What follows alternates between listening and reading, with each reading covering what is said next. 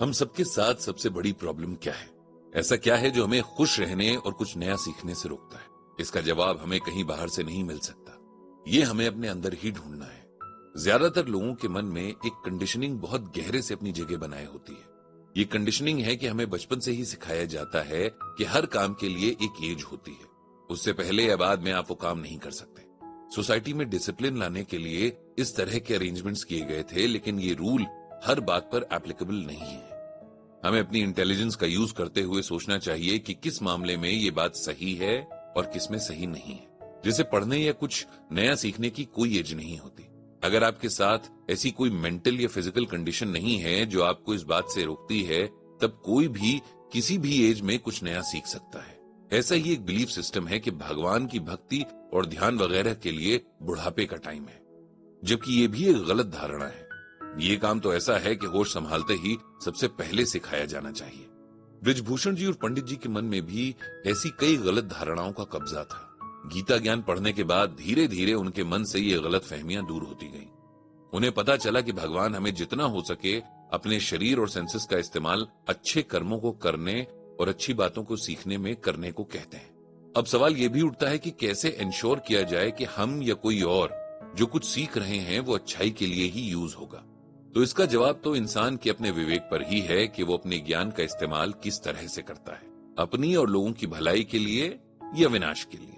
पंडित जी के मन में ये सब विचार इसलिए आ रहे हैं क्योंकि उन्होंने अभी अभी एक नई स्किल सीखी है, जिसके बारे में उन्हें लगता था कि वे इस काम को नहीं कर पाएंगे। ये स्किल है इंटरनेट का इस्तेमाल। अपने बेटे के कहने पर उन्होंने अपना एक व्लॉग चैनल तो बना लिया था, लेकिन उसे ऑपरेट करने को लेकर कॉन्फिडेंट नहीं थे। उनके बेटे राघव ने अपने फ्रेंड के भाई निखिल को उन्हें इस सब में हेल्प करने के लिए पार्ट टाइम जॉब ऑफर की थी। निखिल ने बड़े कॉन्फिडेंस, पेशेंस और प्यार से एक बहुत अच्छे टीचर की तरह उन्हें न सिर्फ उनका पूरा चैनल मैनेज करना सिखाया, बल्कि इंटरनेट से रिलेटेड ऐसी बहुत सारी बातें सिखाई जिनसे पंडित जी को बहुत कुछ सीखने को मिल रहा था। इस तरह 3 महीने लगाकर पंडित जी ने 80 साल की उम्र में व्लॉगिंग भी सीख ली। लाइव सेशन करना, कमेंट्स पढ़कर रिप्लाई करना और जाने क्या क्या सीख लिया। आज पंडित जी का गीता ज्ञान का लाइव सेशन था। सेशन से 2-3 दिन पहले वे अपने व्लॉग पर लिख देते हैं कि अगर किसी के मन में ऐसा कोई सवाल हो जिसका आंसर उन्हें गीता ज्ञान से चाहिए, तो वे ब्लॉग पोस्ट पर दी गई मेल आईडी के जरिए पूछ सकते हैं। इस तरह जो भी सवाल पंडित जी को लगता है कि ज्यादा लोगों की लाइफ से रिलेट कर सकता है, वे उसे लाइव सेशन के लिए रख लेते हैं और बाकी सवालों का जवाब मेल पर देने की कोशिश करते हैं।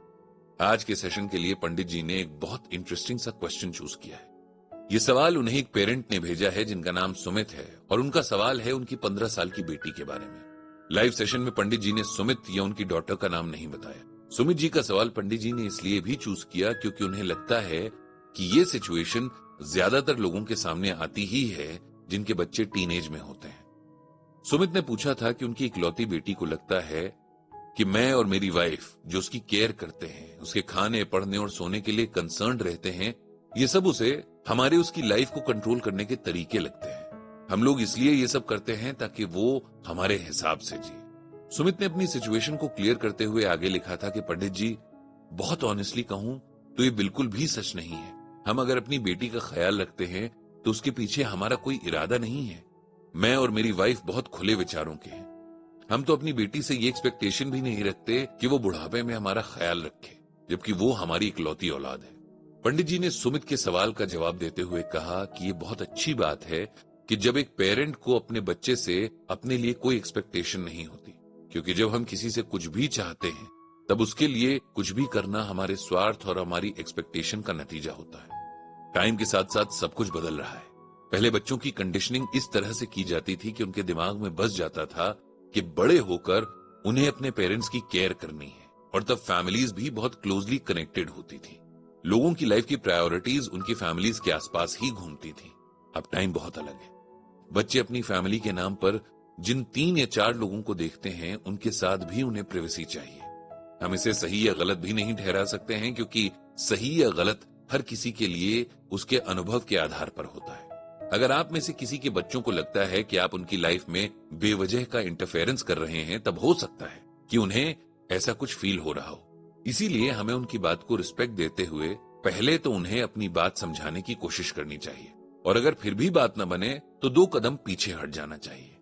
आप सब सोचेंगे कि ऐसे तो बच्चे हाथ से निकल जाएंगे, लेकिन यकीन मानिए ऐसा कुछ भी नहीं होगा। कई बार डिस्टेंस वो दिखा देता है जो पास रहते हुए नहीं दिखता। जब किसी को भी ये लगे, चाहे वो आपके साथ किसी भी रिलेशन में हो, कि उसे आपके साथ एक स्पेस चाहिए, तो वो देना चाहिए।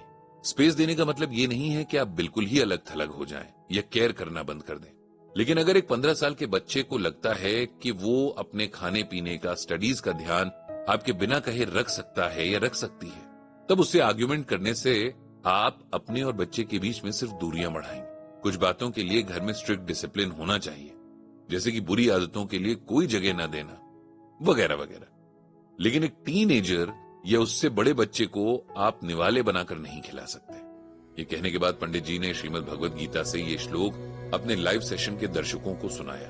निराशीर्यत चित्तात्मा त्यक्त सर्व परिग्रह शरीरम केवलम कर्म कुर्वन्नानोप्ति किल्बिषम। इस श्लोक में भगवान श्री कृष्ण अर्जुन से कहते हैं कि हे अर्जुन, जिस भी इंसान ने सभी तरह के कर्मों के फलों से मोह और सभी तरह की संपत्ति के मालिक होने का भाव छोड़ दिया है, ऐसा शुद्ध मन तथा स्थिर बुद्धि वाला केवल अपना शरीर चलाने के लिए कर्म करता हुआ कभी पाप रूपी फलों को प्राप्त नहीं होता है। इसे सिंपल वर्ड्स में और हमारे टॉपिक के कॉन्टेक्स्ट में ऐसे समझिए कि संतान शायद हम सब इंसानों की लाइफ का वो पार्ट है जिससे हम सभी को सबसे ज्यादा मोह यानी अटैचमेंट होता है। हमें यह भी लगता है, हालांकि ये गलत है, लेकिन ज्यादातर लोग इसी गलतफहमी में जीते हैं कि हम अपने बच्चों को ओन करते हैं। इस वजह से उनके प्रति हमारा बिहेवियर भी वैसा ही हो जाता है। जो इंसान इस फीलिंग से बाहर निकलकर अपने बच्चों के लिए किए हुए कामों से कुछ भी रिटर्न की उम्मीद नहीं करता है, जैसे कि बच्चे बुढ़ापे में सेवा करेंगे, हमारे हिसाब से चलेंगे, वगैरह वगैरह, ऐसा इंसान सिर्फ अपनी ड्यूटी की तरह अपने बच्चों को पालता है, उनसे बिना कोई उम्मीद रखे हुए, और ऐसा इंसान कभी उनसे जुड़े पाप का भागी नहीं बनता है।